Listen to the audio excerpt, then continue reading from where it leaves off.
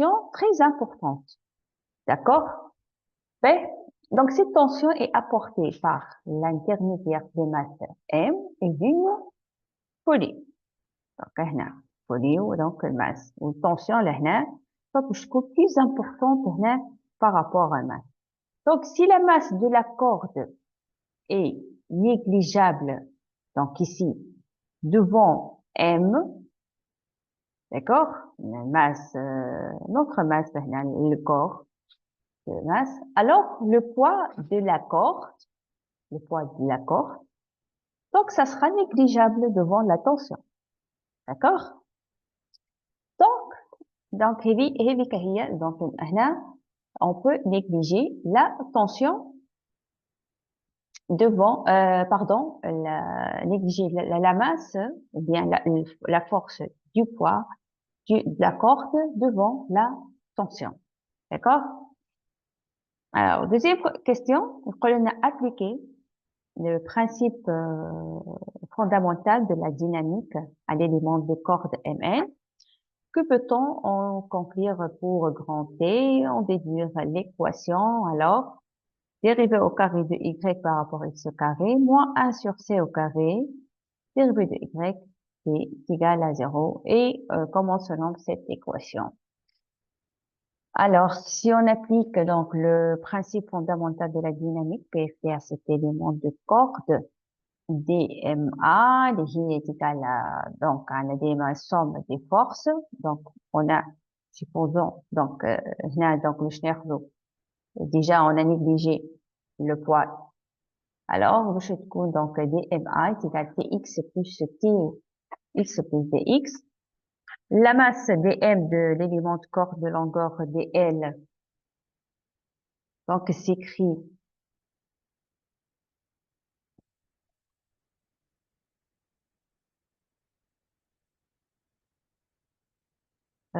donc, on a là, le principe fondamental, donc là, on applique le principe fondamental dynamique. Et la masse dm de l'élément de corde longueur dl s'écrit alors dm est égal à mu dl. Avec, donc, dl, c'est une variation suivant xy, donc en racine de carré, donc dx au carré plus dxy au carré, donc dx, donc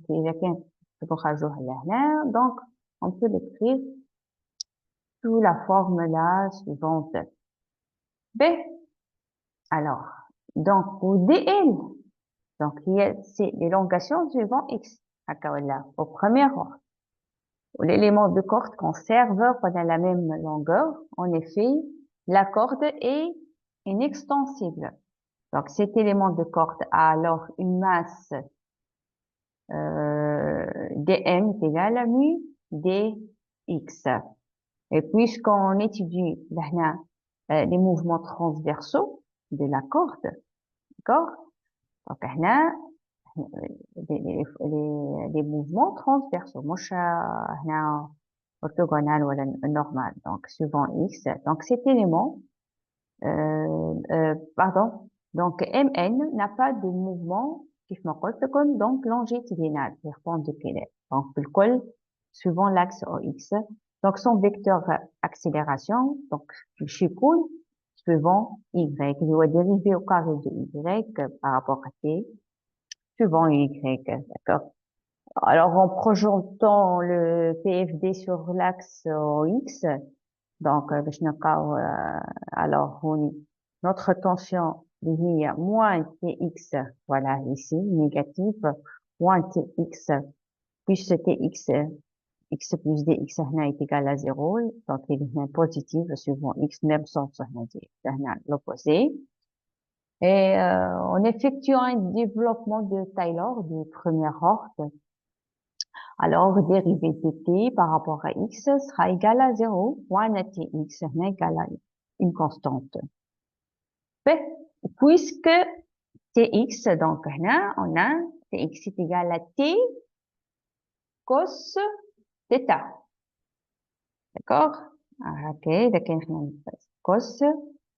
Quand on a θ est inférieur, très petite, Donc, inférieur à L. Donc, on a alors cos theta est égal à 1.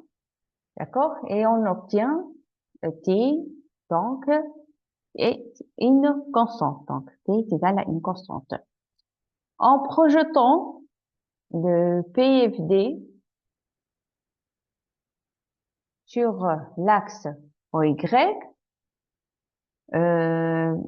donc, on trouve alors, on a la dérivée au carré Y par rapport à T carré. Elle est égale à la dérivée de TY par rapport à X. Or, TY est égal à نسبة TY T sinus θ. Donc, dérivée de TY par rapport à X. Donc, je est égal à T, dérivée de sinus θ par rapport à X. Et comme θ, on a inférieur à 1, donc on a sinus θ est égal à θ et est égal à tangente θ. Donc, de plus, tangente θ, liée y sur x, une dérivée de y par rapport à dérivée de x. Donc, je connais un dérivée de sinus θ. Donc, هي dérivée de sinus θ par rapport à x est égal à dérivée au carré de y par rapport à x au carré. D'où, donc, on a dérivée dérivée au carré de y par rapport à t et est égal à t dérivée au carré de y au x au carré. Donc, allez, خاطر لهنا قلنا عندنا l'égalité هي. Donc, on a cherché à dériver t par x, donc on a في الآخر اللي هي est égale donc cette expression-là. Voilà. Donc, on est égal t dérivée sinus θ de x.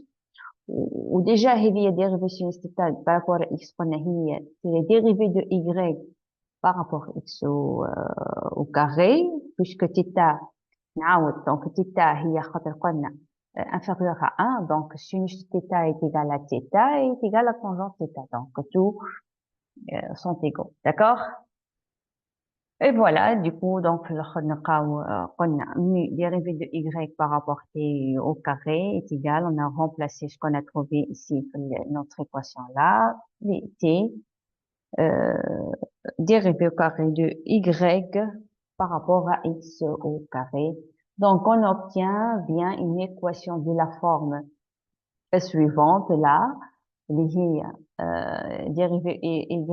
au carré de y par rapport à x, ce terme-là, moins dérivée de y sur t au carré là est égal à 0 ou donc une constante qui est 1 sur c au carré